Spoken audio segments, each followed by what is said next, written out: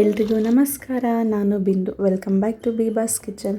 ನಾನಿವತ್ತು ಹಿತ್ಕಿದವರೆ ಬೇಳೆ ಸಾಂಬಾರನ್ನ ಮಾಡಿ ತೋರಿಸ್ತಾ ಇದ್ದೀನಿ.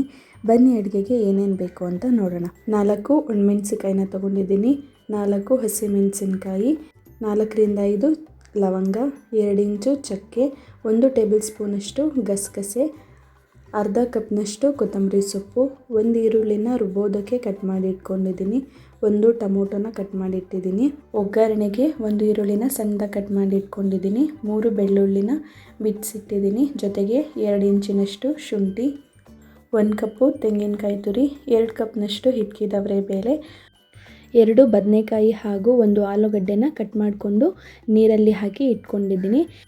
ಈಗ ಸ್ಟವ್ ಹಚ್ಚಿ ಒಂದು ಬಾಣಲೆನ ಇಟ್ಕೊಂಡು 1.5 ಟೇಬಲ್ ಸ್ಪೂನಷ್ಟು ಎಣ್ಣೆನ ಹಾಕ್ಕೊಂಡಿದ್ದೀನಿ. ಇದಕ್ಕೆ ಚಕ್ಕೆ, ಲವಂಗ ಹಾಗೂ ಒಣಮೆಣಸಿನ್ಕಾಯಿ ಜೊತೆಗೆ ಹಸಿಮೆಣಸಿಕಾಯಿನೂ ಕೂಡ ಹಾಕ್ಕೊಂಡು 1 ನಿಮಿಷ ಚೆನ್ನಾಗಿ ಬಾಡಿಸ್ಕೋಬೇಕು.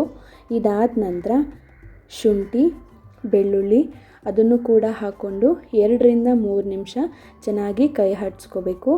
ನಂತರ ಈರುಳ್ಳಿನ ಹಾಕಿ ಈರುಳ್ಳಿ ಹಸಿ ವಾಸನೆ ಹೋಗೋವರೆಗೆ ಬಾಡಿಸ್ಕೊಂಡು ನಂತರ 1/4 ಕಪ್ನಷ್ಟು ಹುರಿಗಡಲೆ ಹಾಗೂ 3/4 ಟೇಬಲ್ ಸ್ಪೂನಷ್ಟು ಗಸಗಸೆನ ಹಾಕಿ ಚೆನ್ನಾಗಿ ಬಾಡಿಸ್ಕೋಬೇಕು.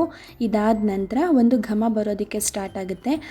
ಅಲ್ಲಿವರೆಗೆ ಚೆನ್ನಾಗಿ ಹುರ್ಕೊಂಡು ಒಂದು ಪ್ಲೇಟ್ಗೆ ಹಾಕಿ ತಣ್ಣಗಾಗೋದಕ್ಕೆ ಬಿಡಬೇಕು.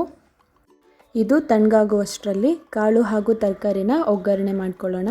ಅದಕ್ಕೆ ಸ್ಟವ್ ಹಚ್ಚಿ ಒಂದು ಪಾತ್ರೆನ ಇಟ್ಟು ಎಣ್ಣೆನ ಹಾಕ್ಕೊಂಡು ಎಣ್ಣೆ ಬಿಸಿಯಾದ ನಂತರ ಸಣ್ಣದಾಗಿ ಹೆಚ್ಚಿಟ್ಟಿರೋ ಈರುಳ್ಳಿನ ಹಾಕೋಬೇಕು.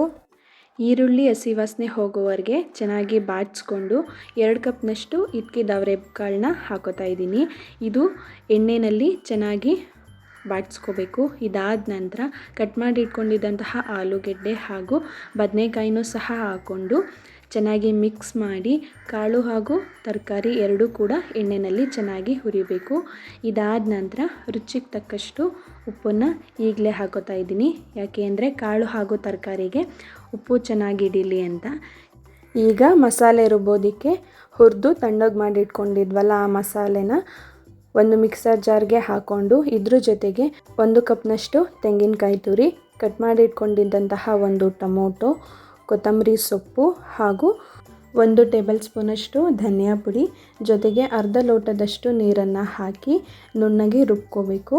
ಇದಕ್ಕೆ ಚಿಲ್ಲಿ ಪೌಡ್ರ್ ಆ್ಯಡ್ ಮಾಡೋ ಅವಶ್ಯಕತೆ ಇಲ್ಲ. ಯಾಕೆ ಅಂದರೆ ಹಸಿಮೆಣಸಿಕಾಯಿ ಹಾಗೂ ಒಣಮೆಣಸಿಕಾಯಿ ಎರಡೂ ಕೂಡ ಹಾಕಿದ್ದೀವಿ. ನೀವು ಬೇಕಿದ್ದರೆ ಮೆಣಸಿಕಾಯಿ ಸ್ಕಿಪ್ ಮಾಡಿಕೊಂಡು ಚಿಲ್ಲಿ ಪೌಡ್ರನ್ನ ಹಾಕ್ಕೋಬೋದು. ನೋಡಿ, ಇವಾಗ ಕಾಳು ಹಾಗೂ ತರಕಾರಿಗಳು ಎಣ್ಣೆನಲ್ಲೇ ಚೆನ್ನಾಗಿ ಬೆಂದಿದೆ. ಇವಾಗ ರುಬ್ಬಿರುವಂತಹ ಮಸಾಲೆನ ಹಾಕ್ಕೊಂಡು ಚೆನ್ನಾಗಿ ಮಿಕ್ಸ್ ಮಾಡ್ಕೋಬೇಕು. ಈಗ ಮಸಾಲೆ ಹಾಕಿದ ತಕ್ಷಣ ನೀರನ್ನು ಸೇರಿಸ್ಕೋಬಾರ್ದು. ಮಸಾಲೆನ ಎಣ್ಣೆನಲ್ಲೇ ಹಸಿ ವಾಸನೆ ಹೋಗೋವರೆಗೆ ಚೆನ್ನಾಗಿ ಬೇಯಿಸ್ಕೊಂಡು ನಂತರ ನೀರನ್ನು ಹಾಕ್ಕೊಂಡ್ರೆ ಸಾಂಬಾರು ರುಚಿ ಚೆನ್ನಾಗಿರುತ್ತೆ.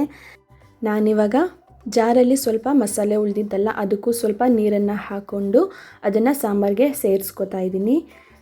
ಈಗ ಕನ್ಸಿಸ್ಟೆನ್ಸಿನ ನೋಡಿಕೊಂಡು ನೀರನ್ನು ಸೇರಿಸಿ ಲಿಡ್ನ ಕ್ಲೋಸ್ ಮಾಡಿ ಒಂದು 10 ನಿಮಿಷ ಆದರೂ ಬೇಯಿಸ್ಕೋಬೇಕು.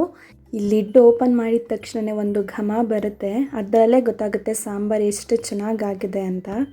ನೀವು ಈ ಹಿಟ್ಕಿದವರೆ ಕಾಳು ಸಾಂಬಾರಿಗೆ ಹಸಿ ಮಸಾಲೆ ಹಾಕ್ತಿರೋ ಅಥವಾ ಹುರಿದಿರುವಂತಹ ಮಸಾಲೆ ಹಾಕ್ತಿರೋ ಅಂತ ಕಮೆಂಟಲ್ಲಿ ತಿಳಿಸಿ. ಇದಾದ ನಂತರ ಒಂದು ಬಟ್ಲಿಗೆ ಹಾಕ್ಕೊಂಡು ಕಾಳೆಲ್ಲ ಚೆನ್ನಾಗಿ ಬೆಂದಿದೆ ಅಂತ ನೋಡ್ಕೋತಾ ಇದ್ದೀನಿ. ನೋಡಿ, ಕಾಳು ಸಹ ಚೆನ್ನಾಗಿ ಬೆಂದಿದೆ. ಈ ರೀತಿ ಮಾಡಿಕೊಂಡ್ರೆ ನಿಮಗೆ ರುಚಿಯಾಗಿ ಬಿಸಿಯಾಗಿ ಹಿಟ್ಕಿದವರೆ ಕಾಳು ಸಾಂಬಾರು ರೆಡಿ ಆಗುತ್ತೆ. ಇದ್ರ ಜೊತೆ ಬಿಸಿ ಬಿಸಿ ಮುದ್ದೆ ಇದ್ರಂತೂ ಸೂಪರಾಗಿರುತ್ತೆ. ನೀವು ಒಮ್ಮೆ ಟ್ರೈ ಮಾಡಿ ಹೇಗಿದೆ ಅಂತ ಕಮೆಂಟಲ್ಲಿ ತಿಳಿಸಿ. ಹೇಗಿದೆ ಲಡ್ಡುಮಾ?